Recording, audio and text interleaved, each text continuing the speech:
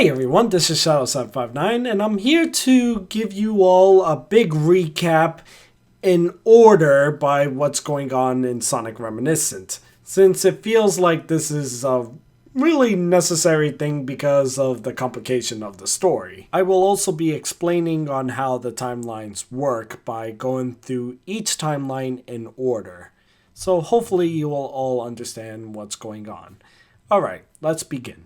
The timeline that started it all. Timeline 1, Sonic Inceptive. Some of you are probably wondering, what in the world is Sonic Inceptive? Well, that video series is coming soon, but I will release it once I actually have all the episodes done. It was also referenced a lot in the Sonic Reminiscent story by it being quote-unquote the other timeline that Mephiles keeps babbling about. In this timeline, at the events of Sonic 06, Eggman's ship crashed. Elise dies, but before her death, she cried and unleashed Iblis upon the world. Mephiles tried to fuse with Iblis, but Sonic stopped him from doing so. When fighting Mephiles, Sonic was slowly losing the fight, and Sonic summoned all the Chaos Emeralds to destroy each other. Mephiles stopped Sonic by killing him, but it was too late. Only one Chaos Emerald was left. Mephiles tried to absorb the power of the Chaos Emerald, but it was not enough for him to fuse with Iblis. The Chaos Emerald did give him enough power to time travel, but he can't travel through time himself, but he could send others to time travel. Mephiles was then left to watch Sonic and friends on how they lived their lives. Without Sonic, friendships have ended and some people remain friends. For this example on this video, it's Amy and Tails stayed friends while Knuckles left. During these events, people were also looking for who was responsible for the flames of Iblis on how it was unleashed upon the world. Shadow was seen powerful enough to do something like this, and he was treated as a threat. Shadow was then hunted down by the world. Rouge was the only one that would never leave Shadow's side, even if the world was against him. Rouge was killed in time for not betraying Shadow, and in the events of Rouge's death, Shadow was left broken and alone. Until he met Amy. Amy was the only one besides Rouge that didn't want to hunt down Shadow. Amy talked and listened to him. They created a friendship.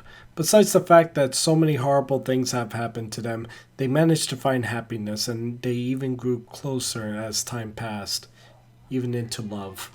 However, their happiness did not last, since Omega attacked them and Shadow was defeated and sealed away. Where he ended up was unknown.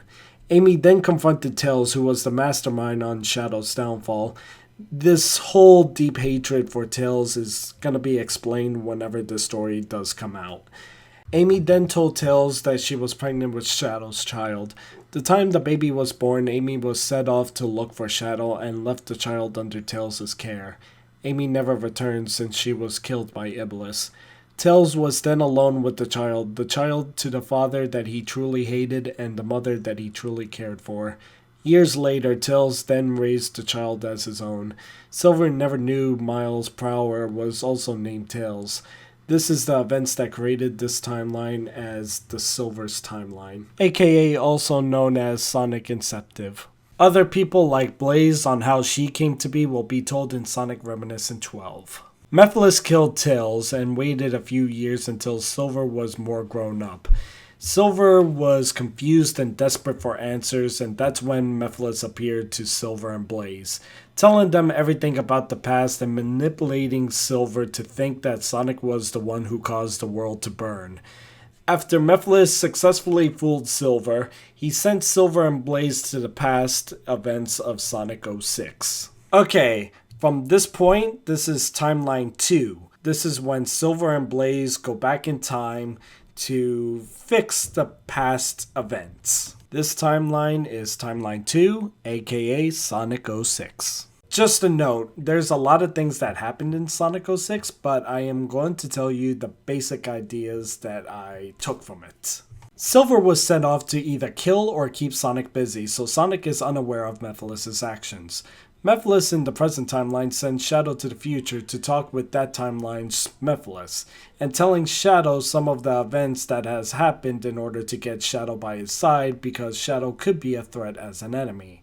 Shadow refused Mephiles' offer, Silver failed to kill Sonic and turned his back on Mephiles' orders, and the events of Eggman's ship crashing has changed. Mephiles then gathered the 7 Chaos Emeralds. Mephiles knew that Elise and Sonic friendship must have gotten close by now, so Mephiles killed Sonic right away in order to make Elise cry and unleashing Iblis. Mephiles' plan worked and became the sun god Solaris. Sonic was brought back to life, and Sonic and his friends along with Silver stopped Mephiles. Sonic and Elise then had the opportunity to change the past, so all the events would never have happened. Elise blew away the flame of Solaris, and a time reset happened, creating a brand new timeline. This is Timeline 3, Sonic Reminiscent. Okay, I'm gonna try to explain this one. Timeline 3 is just an overlay of Timeline 2. Timeline 2 events did happen in order for this timeline to be born. So it pretty much starts off where Timeline 2 started off and pretty much playing over it but with slight changes. I hope that's clear enough, but that's pretty much what it is. The changes that happen in this timeline is that Iblis is missing in this timeline, thus never making Elise the host.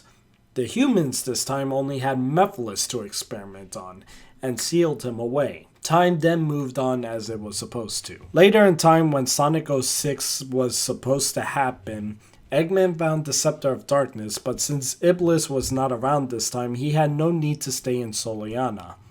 Eggman wanted to control Mephiles' powers, so he began experimenting with them. At the events of Sonic Unleashed, he mixed Mephiles' powers along with Supersonic in order to unleash Dark Gaia. His plan was to feed Dark Gaia's Mephiles' power to control him so he doesn't have to try to control Mephiles. Sonic's Hedgehog form was a side effect on handling Mephiles' power. It was then later on Dark Gaia took the power away from Sonic. Eggman's experiment was a failure. Eggman began a new experiment with the Hyper-Go energy from the Wisps. The power of the Hyper-Go energy was actually enough to control Mephiles the way Eggman always wanted. Sonic stopped Eggman, and without even knowing, he set Mephiles free from Eggman's grasp. Mephiles being free now, he sent Eggman away to another world where no one can find him. Mephiles then head back to Earth to collect the Chaos Emeralds.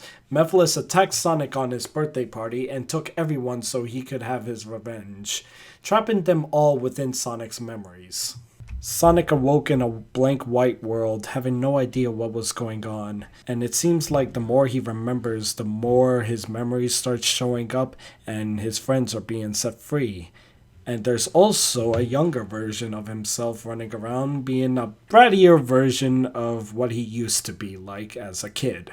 Shadow, without even knowing, he was being manipulated by Mephiles in order to make Sonic remember the events of Sonic 06, and that's when Mephiles' trap started to sprung. Sonic's memories made him extremely emotional, being slowly engulfed by Mephiles' power. And for the rest, well, that's when you could start watching Sonic Reminiscent 11, and hopefully you all understand what's going on now. Blaze's connection to the story will come later, and if I have to make an explanation like this again, I will be more than happy to. So thank you for your time on listening to me on this big recap, and I will see you all later.